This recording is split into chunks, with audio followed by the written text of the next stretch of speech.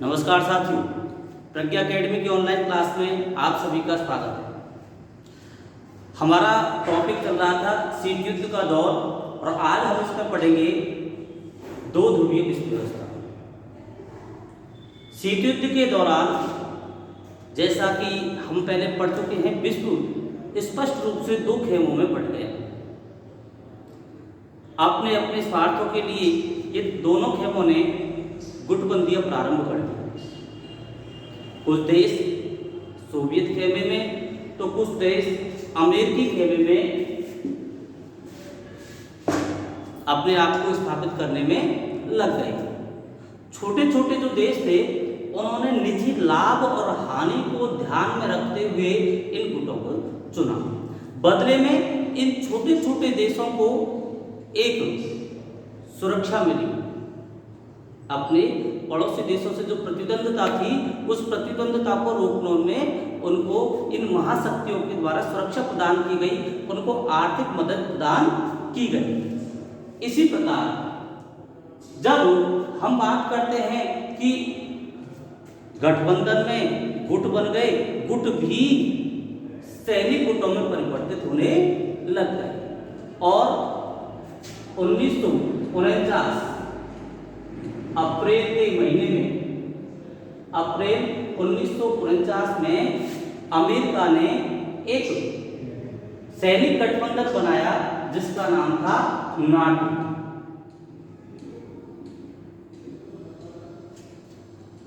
इस नाटो का उद्देश्य था कि जो देश इस नाटो के सदस्य हैं, उन देशों में से किसी भी देश पर यदि आक्रमण होता है तो सीधे सीधे ये सब पर आक्रमण माना जाएगा और बदले में ये सभी देश मिलकर उस देश के विरुद्ध कार्रवाई करेंगे। नाटो में जो प्रारंभ था इसका, उस समय इसमें सदस्य थे 12 सदस्य थे। 12 सदस्यों से नाटो आरंभ हुआ। उद्देश्य स्पष्ट था, सैनिक गुटबंदी थी और उद्देश्य था एक देश पर आक्रमण सभी देशों पर आक्रमण समझा जाएगा। प्रतिक्रिया स्वरूप 1955 में नाटो की प्रतिक्रिया स्वरूप 1955 में सोवियत संघ ने एक गठबंधन बनाया और उस गठबंधन का नाम था वार्सा और संधि हुई, उसका नाम था वार्सा पैक्ट। इस वार्सा पैक्ट के माध्यम से सोवियत गुट के देशों ने भी ये सुनिश्चित कर लिया कि हम में से किसी भी एक देश पर यदि आक्रमण होता है तो ये सामूहिक आक्रमण समझा जाएगा और हम सब मिलकर क्या करेंगे, इसका मुकाबला करेंगे। ये प्रतिद्वंद्विता बढ़ती चली गई। अपने निजी लाभों के लिए छोटे छोटे देश इन महाशक्तियों में सम्मिलित होना प्रारंभ हो गए। लेकिन समस्या थी उन देशों के लिए जो अभी अभी नवस्वतंत्र हुए थे। ऐसे नवस्वतंत्र देश जो कि उपनिवेशवाद से अभी उन्हें आजादी मिली थी, उनके सामने समस्या थी कि वह किस खेमे में जाए। यदि वे अमेरिकी गुट में शामिल होते हैं तो सोवियत गुट उनका प्रतिद्वंदी बन जाएगा और यदि सोवियत गुट में शामिल होते हैं तो अमेरिका उनका प्रतिद्वंदी बन जाएगा। लेकिन वो नहीं चाहते थे, वो चाहते थे अपना विकास। ऐसी परिस्थितियों में उन्होंने दोनों गुटों में शामिल नहीं होने का फैसला लिया और हम बात कर रहे हैं 1961 के दौर की और इस समय एक आंदोलन मुखर हुआ और उसका नाम था गुटनिरपेक्ष।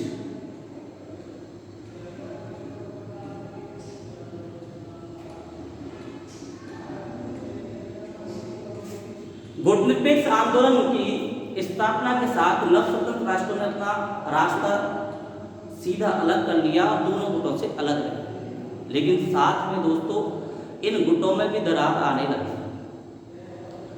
1950 में चीन और सोवियत संघ को हल्का सा विवाद हुआ किसी जमीन के ऊपर और 1959 में यह विवाद छोटे से युद्ध में परिवर्तित हो गया। इससे स्पष्ट हुआ कि भाई सोवियत खेमे में भी दरार आ गई। अब इस दरार भी आ गई, लेकिन ये खेमक किस प्रकार थे उसको भी समझ लेते हैं।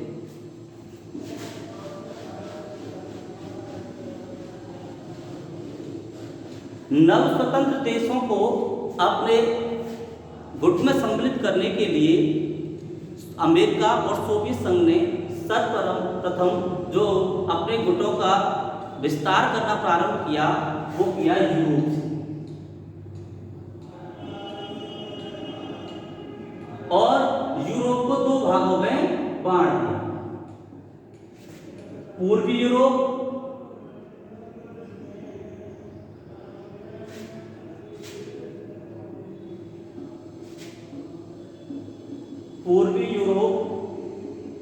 और पश्चिमी यूरोप। पश्चिमी यूरोप पे जहां उदारवादी पूंजीवादी अमेरिकी खेमे का प्रभाव था, वहीं पूर्वी यूरोप पे साम्यवादी खेमे या सोवियत संघ का प्रभाव था। ये प्रभाव जो आर्थिक सहायता के आधार पर, विचारधारा के आधार पर तो था ही, लेकिन कुछ जगह ऐसा देखने को मिला कि सोवियत संघ ने पूर्वी यूरोप में अपनी ताकत के बल पर भी कुछ देशों पर आधिपत्य करने का या अपनी विचारधारा में सम्मिलित करने का या गुट में बने रहने का दबाव बनाया। यूरोप से निकलकर ये गुटबंदी आती है एशिया की तरफ, और एशिया में सोवियत संघ का प्रभाव बढ़ने लगा। क्यों? क्योंकि सोवियत संघ ने एशिया में चीन को सर्वप्रथम अपने प्रभाव में लिया। साथ साथ में उत्तरी वियतनाम, उत्तरी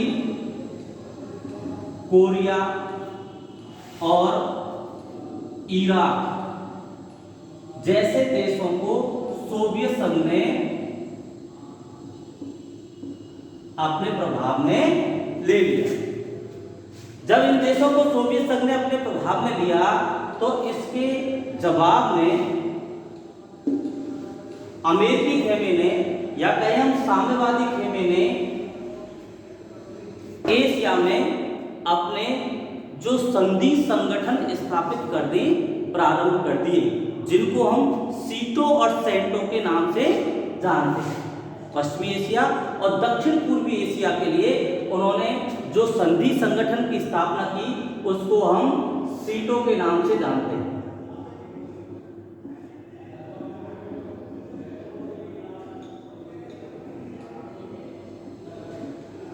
और जो एक और संधि संगठन इसी के साथ में इन्होंने स्थापित किया वो था सेंटो।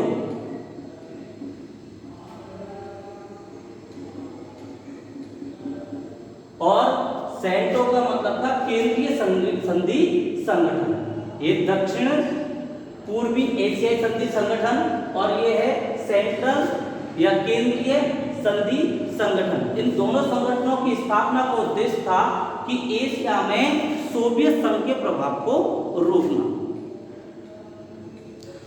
अब प्रश्न यहां सबसे बड़ा प्रश्न ये उठता है कि आखिर ये देश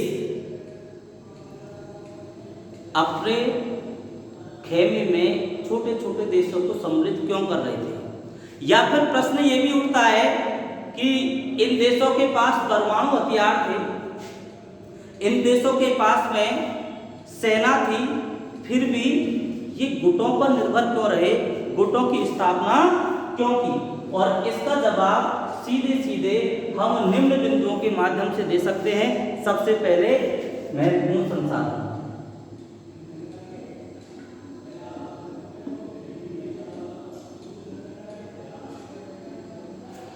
जो ये दोनों गुट थे ये चाहते थे कि खनिज, कच्चा तेल हम इन छोटे छोटे देशों से प्राप्त कर लें। और ये हमें कब प्राप्त होगा?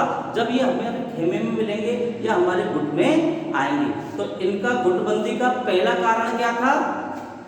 महत्वपूर्ण संसाधनों पर अपना अधिकार जमाना। दूसरा कारण था भूभाग। अगर तृतीय विश्व युद्ध हो जाता है तो सैन्य संचालन के लिए इन देशों को किसकी आवश्यकता पड़ेगी? जमीन की आवश्यकता पड़ेगी, भूभाग की आवश्यकता पड़ेगी। इसलिए सैन्य संचालन के लिए भी इन्होंने क्या किया? गुटबंदी करने का प्रयास किया और गुटों में लोगों को या देशों को शामिल किया। तीसरा कारण था सैनिक अड्डे।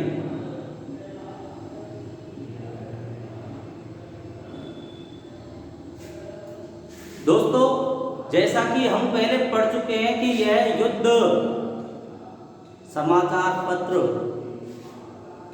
सोशल मीडिया आदि के माध्यम से लड़ा गया।